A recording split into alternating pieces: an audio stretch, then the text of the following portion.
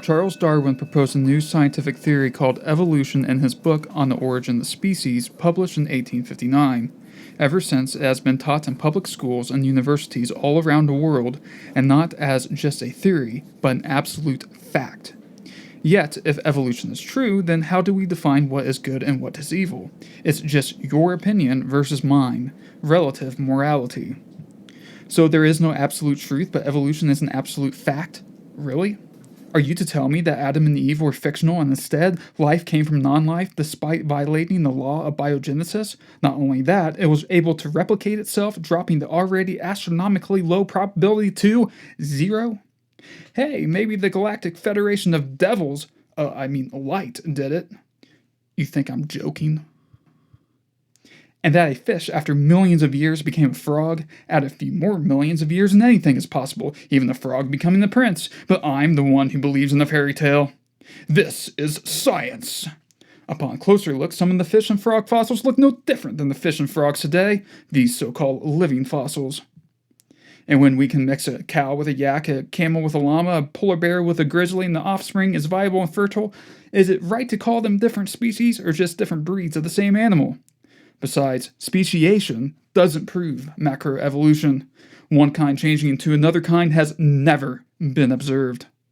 And that the flagellum of bacteria cells randomly constructed over time, even though if just one part were missing, it wouldn't work properly, how much more a human brain? And that DNA randomly appeared, even though it contains a massive volume of four-dimensional information comparable to an encyclopedia? There's more probability that Microsoft appeared out of thin air, and that we evolved from apes despite the lack of evidence for interspecies. Our genomes aren't even close to that of other primates, not even the same number of chromosomes. Plus, I don't see any half-man, half-apes walking around. Maybe the legendary Sasquatch is the missing link. Well, humans have one less chromosome pair than apes due to a mutation that caused two chromosomes to fuse into one. Except it's impossible for such fusion to occur. Some lost, some rearranged and spliced in the middle of a gene with no trace of satellite DNA. And that evolution is a fact, but has never been observed. That our genomes are getting better over time when there is no evidence of beneficial mutations having occurred, only benign or negative mutations have been observed. No new information, only corrupt and missing information. What has been observed in genetics is the exact opposite of evolution, coined genetic entropy. Our genomes aren't getting better, but worse. So evolution isn't just a lie, it's a flip 180 of the truth. And when it comes to geology, we have been taught that the Earth is millions, no billions of years old. The old Earth theory is crucial for Darwin's theory of evolution to work. Are you to tell me that the Genesis account of a global flood is a myth and instead that an asteroid triggered a mile-high tsunami that wiped out the dinosaurs millions of years ago near the coast of Mexico? Asteroid, huh?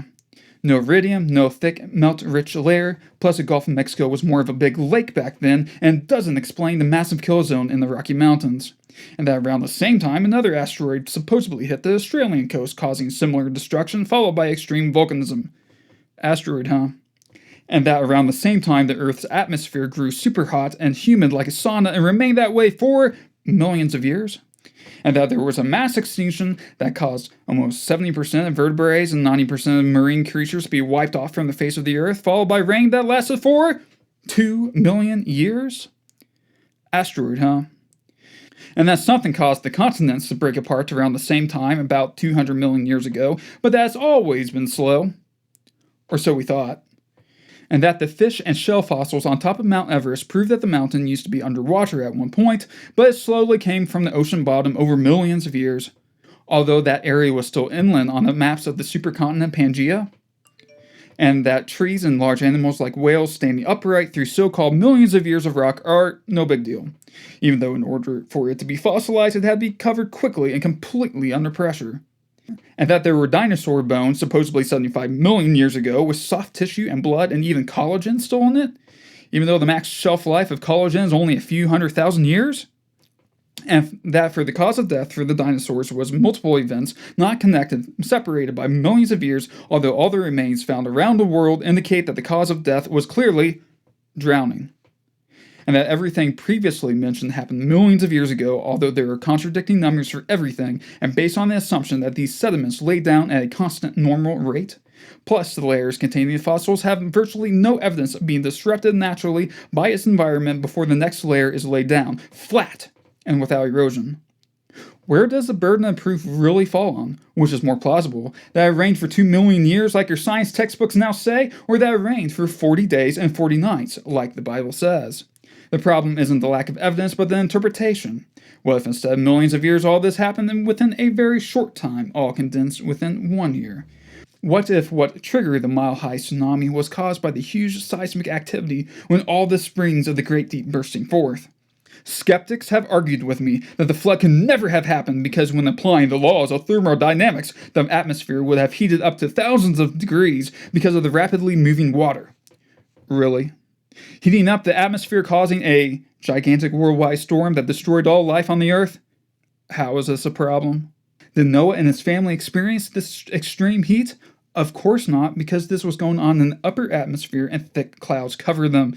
There is a never-ending list of excuses by those who already have their mind made up, even if that excuse is terrible. I do not know or can explain all the mechanics behind it, but I don't need to in order to believe that it is true.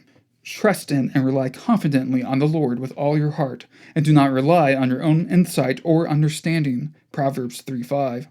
When science seems to contradict the Bible, many start doubting the Bible. I doubt the science. Science is shifting sand, and the textbooks constantly need updating, but God's word never changes. What if this event is what started the continental drift, and at first it was rapid? Clear evidence for a rapid continental division is found in the fossil record, the most glaring contradiction being that the same fossils on both sides of where the continent split were creatures that died millions of years after the split occurred? What if this event is the same reason that we see fish and shell fossils on top of Mount Everest, and that the animals clearly all drowned in water? And why are there land animals, freshwater fish, and marine life mixed together in the fossil record all around the world? Don't think there's enough water to cover the entire Earth at least 12 meters, 39 feet above Mount Everest? For one, the Himalayas grew up due to the buckling of the land from the collision of India into Asia, so most likely Mount Everest didn't exist before the flood. But that aside, did you forget about all the ice at the polar caps, plus the massive amount of water in underground aquifers? It is not inconceivable. Hey, what's this? Scientists find evidence of ocean hundreds of miles below Earth's surface.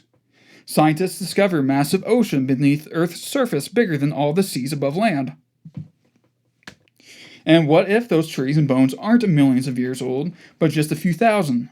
Millions of years is based on circular reasoning with multiple assumptions. How can you have polystrate fossils through millions of years of rock layer, the exposed parts who have decayed before it was fossilized, yet there is no decay, no erosion, nothing? We have had the wool pulled over our eyes. The evidence isn't the problem, it is the interpretation of the evidence that is the problem. Any evidence that seems to contradict the Bible is later to be exposed as a fabrication or hoax.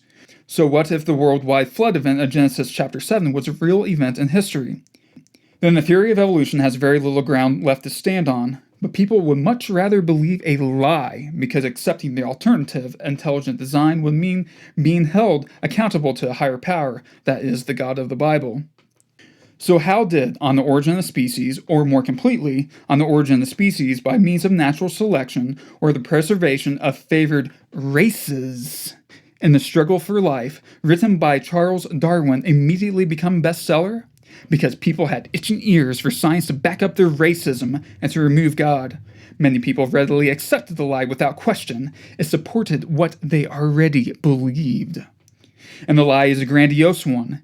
Any evidence that seemed to contradict the evolutionary worldview was either thrown out, was forced to fit, or some other explanation was concocted. And people trusted everything that the scientists said as absolute fact because they are the authority.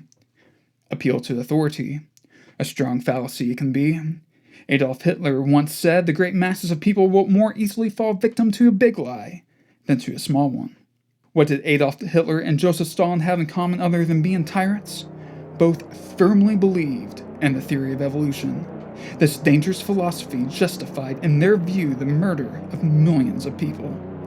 Those who fail to learn from history are doomed to repeat it.